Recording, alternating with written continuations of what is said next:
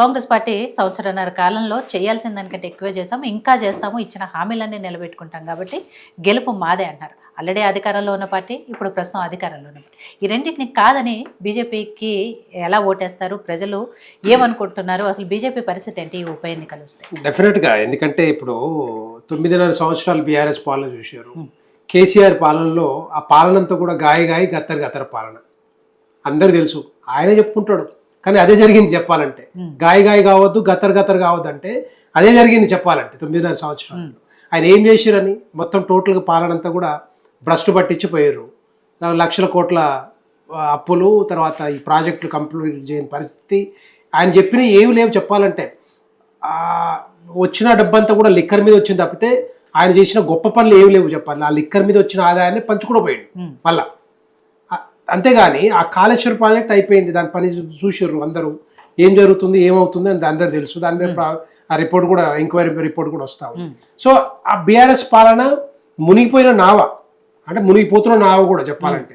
ఎందుకంటే మనం చూసినాం ఎమ్మెల్యే ఎలక్షన్స్, అసెంబ్లీ కానీ లేకపోతే పార్లమెంట్ ఎలక్షన్స్ కానీ, మన ఎమ్మెల్సీ ఎలక్షన్స్ కానీ కనీసం ధైర్యం కూడా చేయట్లేదు వాళ్ళు. పోటీ చేయాలన్న ధైర్యం కూడా లేదు వాళ్ళకి. అంటే అంత ఘోరంగా బీఆర్ఎస్ పరిస్థితి పోతా ఉంది. మనం చూసినాం, మా ఎంపీ రమేష్ గారు కూడా చెప్పారు, కేటీఆర్ వచ్చి మా దగ్గరకు వచ్చి మా బీఆర్ఎస్ పార్టీని బీజేపీలో మర్జ్ చేస్తామని చెప్పారు. అంటే అంత దూరం వెళ్ళిపోయారు. బీఆర్ఎస్ కోపు లేదు, బీఆర్ఎస్ పెరిగే పరిస్థితి లేదు, ఎట్టి పరిస్థితుల్లో ఇది గెలిచే అవకాశమే లేదు.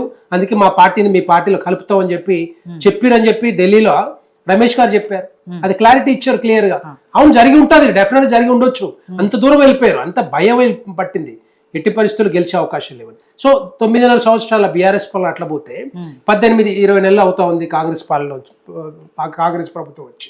కాంగ్రెస్ ప్రభుత్వం రాకముందు వీళ్ళు ఇచ్చిన హామీలు ఇష్టానురీతిగా అలవిగానే హామీలు ఇచ్చారు. అందరికి తెలుసు అది. మళ్ళీ చెప్పుకుంటా ఉన్నాం.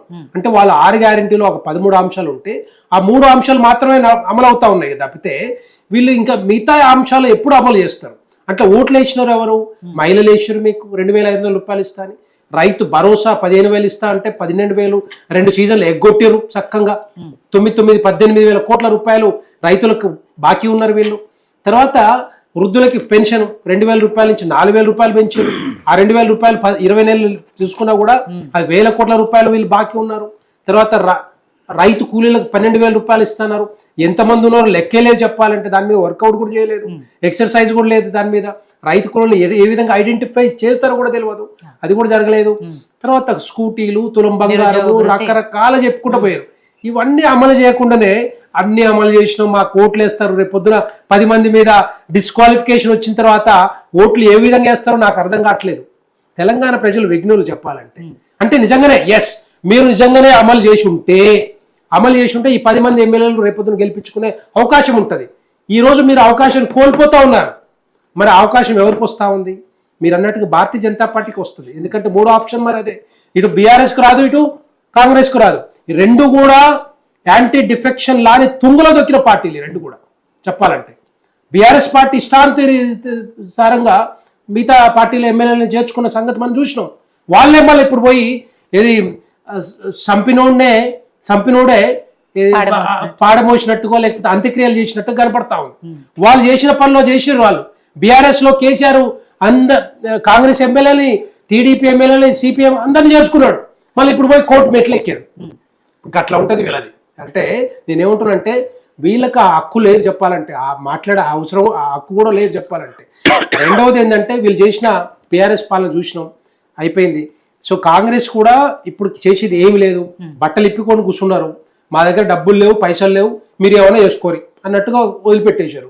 ఇక అట్లాంటి పార్టీలకు మళ్ళీ ఎట్లా గెలిపిస్తారు చెప్పండి?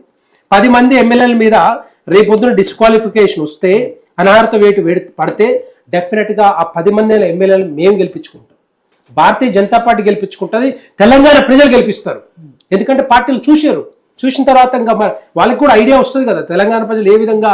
ఎందుకు చెప్తున్నా అంటే ఈ 10 మంది ఎమ్మెల్యేలు కానీ, ఈ బీఆర్ఎస్ హయాంలో ఉన్న చేర్చుకున్న ఎమ్మెల్యేలు అందరూ కూడా ఏ విధంగా వెళ్ళారు? వీళ్ళు బంగారు తెలంగాణ కోసం కాదు, బంగారు ఎమ్మెల్యేలు కావడానికి మేము ఒక 10 కోట్లు ఖర్చు పెట్టినాం, ఇంకొక 100 కోట్లు మేము సంపాదించాలి, ఈ తెలంగాణ రాష్ట్రం మీదనే సంపాదించాలి ఆలోచనతోటి వీళ్ళందరూ కూడా చేర్చుకుంటున్నారు, మిగతా పార్టీలో చేరుతా ఉన్నారు. తప్పితే వీళ్ళు బంగారు తెలంగాణ కోసం అయితే ఈ బతుకు తెరువు తెలంగాణ మరి ఎందుకు వస్తుందని నాకు అర్థం కావట్లేదు ఇప్పటిదాకా. వీళ్ళు బీఆర్ఎస్ హయాంలో కృత్రిమంగా రియాలిటీ రంగంలో ఇష్టానురీతిగా పెంచి పడేసి ఈరోజు మనం ఏమవుతుంది, రియాలిటీ రంగం కృత్రిమంగా పెరిగితేనే ఇది జరిగేది. ఇట్లాగా నేనేమంటున్నానంటే ఈ తెలంగాణ రాష్ట్ర ప్రజలకి రేట్లు పెంచినంత మాత్రాన బంగారు తెలంగాణ కాదు. నువ్వు చేయాల్సింది ఏంటి, development, social welfare activities. Development లేకుండా వెల్ఫేర్ యాక్టివిటీస్ కావు. సో అలాంటి చేయకుండా రేట్లు పెంచేసేసి ఏదో రియాలిటీలో పెరుగుతుందని చెప్పేసి, ఆ రియాలిటీలో ఎవరు పెరుగుతున్నారు, తెలంగాణ ప్రజలు కాదు, రియల్ ఎస్టేట్ డెవలపర్సు, తర్వాత బిల్డర్సు, వాళ్ళు పెరుగుతున్నారు కదా. వాళ్ళ ఆస్తులు పెరిగినాయి తప్పితే ఎక్కడ తెలంగాణ ప్రజల ఆస్తులు ఎక్కడ కూడా పెరగలేదు. తెలంగాణ ప్రజలు అమ్ముకున్న భూముల్ని ఇప్పుడు కోట్లకు తీసుకుపోయి రియాలిటీ బిల్డర్స్, వీళ్ళు రాజకీయ నాయకులు ఆస్తులు పెరిగినాయి తప్పితే తెలంగాణ ప్రజలందరూ కూడా ఏడుస్తూ ఉన్నారు పాపం. ఇప్పటికి కూడా మనం బంగారు తెలంగాణ తెచ్చుకున్న దేనికోసం అని చెప్పి ఆలోచిస్తా ఉన్నారు. బీఆర్ఎస్ పార్టీలో కేసీఆర్ని ఎందుకు గెలిపించుకున్నాం అని చెప్పి ఆలోచిస్తా ఉన్నారు. దాంతో పాటుగా మళ్ళీ ఇప్పుడు వచ్చిన రేవంత్ రెడ్డి గారు అనేక సార్లు ఏవో చెప్పిండ్రు, రకరకాల హామీలు ఇచ్చుకుంటూ పోయారు, కానీ జరగట్లేదే. అది రియాలిటీలో జరగాల్సిన అవసరం ఉంది. ఇప్పుడు ప్రత్యక్షంగా చూడాలి తెలంగాణ ప్రజలు నిజంగానే దాని అవకాశాన్ని పొందుతున్నారా, ఈ హామీలు నెరవేరుతున్నాయా, లేకపోతే వాటిని ఏవైతే ఆకాంక్షలు ఉన్నాయో అవన్నీ నెరవేరుతున్నాయని చూస్తున్నారు. ఇప్పుడు చూసి దాన్ని రేపొద్దున ఏ విధంగా తీసుకుపోతారనేది డెఫినెట్గా ఇది ఏంటంటే ఈ ఎమ్మెల్యేల మీద అనర్హత వేటు పడాల్సిందే. భారతీయ జనతా పార్టీ స్వాగతిస్తూ ఉంది. ఇట్లాంటిది మళ్ళీ జరగకుండా చేయాలంటే ఒక్కసారి వీళ్ళ మీద అనర్హత వేటు పడితే రేపొద్దున ఇంకొక ఎమ్మెల్యే వేరే పార్టీ పోవాలంటే కూడా భయపడాలి.